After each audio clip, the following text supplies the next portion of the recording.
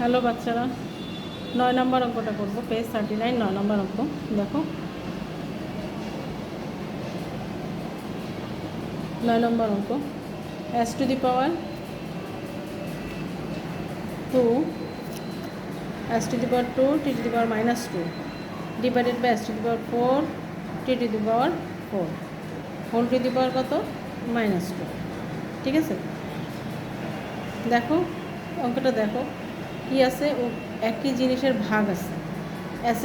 S উপরেও আছে, নিচেও আছে। টি উপরেও আছে, নিচেও আছে। আমরা জানি ভাগ থাকলে কি হয়, পাওয়ারে পাওয়ারে মাইনাস হয়।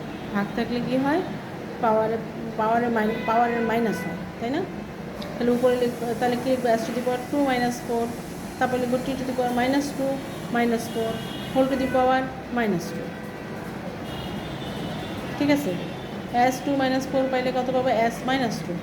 টি -2 -4 পেলে কী পাবো, t to the power -6 whole to the power -2। আমরা জানি পাওয়ারের উপরে পাওয়ার থাকলে পাওয়ারে গুণ হয়। ঠিক আছে, পাওয়ার উপরে পাওয়ার থাকলে পাওয়ার উপরে গুণ হবে। এসের পাওয়ার পুরোটার উপরে -2 পাওয়ার, তাহলে দুজনের পাওয়ারের সাথেই গুণ হবে। s to the power -2 into -2 t to the power -6 into -2। আচ্ছা, এবার পরের লাইনে দেখো, s to the power -2 into -2 হলো -4 plus 4 t to the power -6 into -2 গুণ হয়ে +12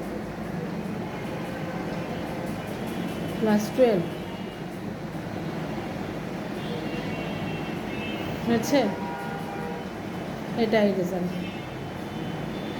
ঠিক আছে, আবার বুঝাতে হবে। আবার দেখো, আবার শোনো তাহলে। পাওয়ারের উপরে পাওয়ার থাকলে না, দুজন একই জিনিস ভাগ আকারে থাকলে পাওয়ারের বিয়োগ হবে। আমরা বিয়োগ করেছি এখানে, দেখো বিয়োগ করেছি। তারপরে কি, ওই বাইরের পাওয়ারটা কিন্তু রেখে দিতে হবে, কারণ তার কাজ তো করিনি। বিয়োগ করলাম, বিয়োগ করে পাওয়ার কত পাইলাম, s to the power -2 -6 t to the power -6 whole to the power -2। আমরা জানি সম্পূর্ণ জিনিসের উপরে পাওয়ার থাকলে সবগুলো পাওয়ারের গুণ হবে। এসের পাওয়ারের সাথেও বাইরের পাওয়ার গুণ হবে, টির পাওয়ারের সাথেও বাইরের পাওয়ার গুণ হবে। এই যে -2 ইন্টু -2 -6 ইন্টু -2, তাহলে -2 ইন্টু -2 -4 +4 -6 ইন্টু -2 হইলে হবে কত, +12। ঠিক আছে, তাহলে রেজাল্ট আসলে s to the power 4 into t to the power 4 into t to the power s to the power 4 into t to the power 12।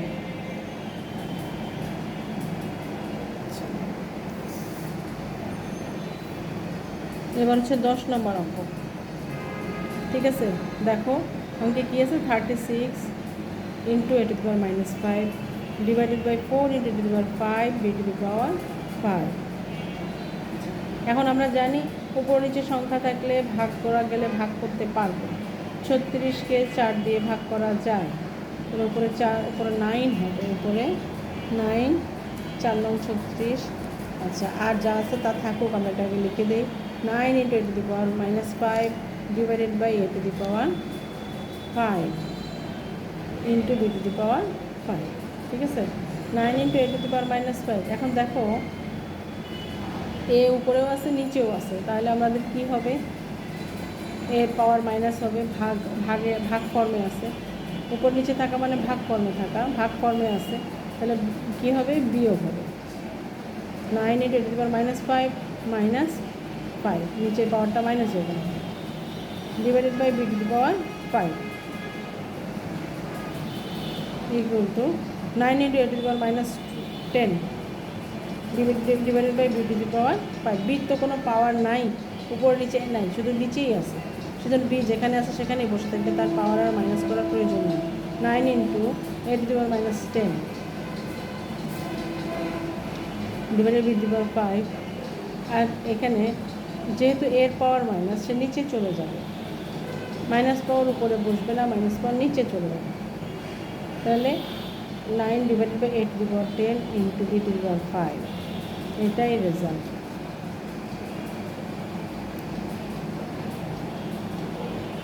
ঠিক আছে, এটাই রেজাল্ট। আবার দেখো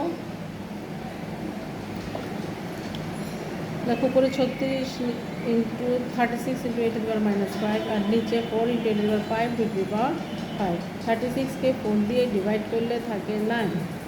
এ টু দি পাওয়ার আমরা লিখলাম 9 into a to the power -5, সংখ্যার কাজ শেষ করলাম, divided by a to the power 5 into a to the power 5।